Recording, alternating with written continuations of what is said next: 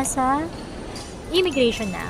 Papuntang Japan. Oh my God, I'm so excited. Done sa immigration. Actually, tinimeran ko 9:12. Nakapila na ako sa immigration and then natapos siya ng 9:21. Unlike before, konti lang yung tanong sa akin. Like, kung saan ako pupunta, kung may kamag-anak daw ba ako sa Japan.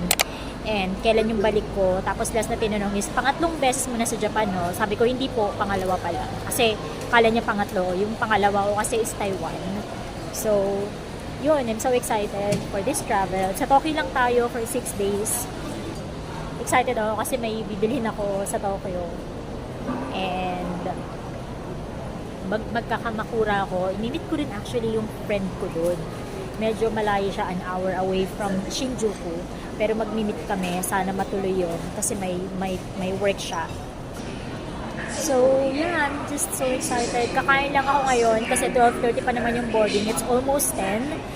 And this is gonna be my second time in Japan. Third out of country travel.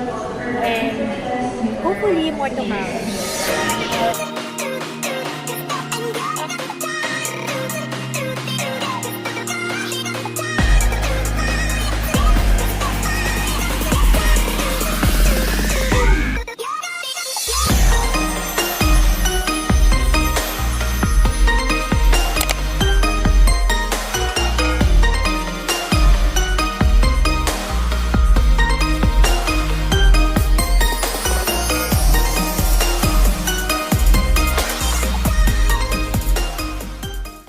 We're back sa Japan. So, kabababa lang natin dito sa Narita International Airport.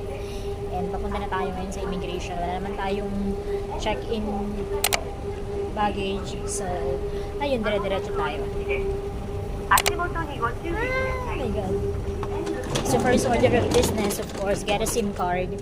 And then, magpapalit ng yen. And mag-book ng bus papuntang Shinjuku. Tapos nakalimutan ko pa yung charger ko. So, kumusta naman ito, diba? So, finally, I am done sa immigration and customs. Took me about an hour to complete and finish the whole process. Madaming travelers ngayon. And ang gagawin ko na lang is mag-book or bumili ng SIM card kasi hindi ako nakapagpa-book. And then, mag-withdraw and bumili ng bus ticket papuntang Shinjuku. And then sa Shinjuku na lang ako siguro kakain. Or if may time pa, bibili ako ng mga kain dito and then kakainin ko na lang sa bus. But for now, mag-shop muna ako ng SIM card kasi medyo ang bagal ng wifi ngayon compared sa una kong punta na malakas.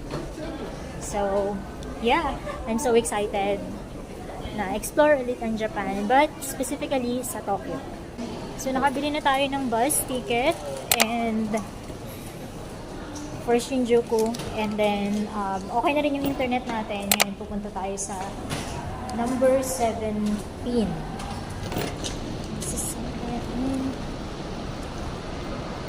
Okay, dun pa. Oh my God, naalala ko yung unang lapag ko dito. Tapos winter nun. Ang saya-saya ko kasi first time kong naka-experience ng malamig. And nakakaramdam na rin ako ng onting gutom. Hindi na ako mag-withdraw dito. Doon na lang ako sa 7-Eleven kasi feeling ko mas mura doon. Hindi ko, akala ko may 7 bank dito. Pero wala akong mahanap. Or baka meron, hindi ko lang makita. So, yeah. After nun, pupunta ako ng Kabukicho.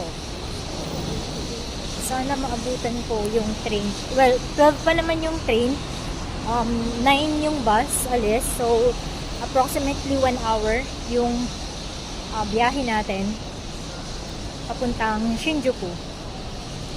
And then after that, I think makikita ko pa yung pagiging alive ng Shinjuku.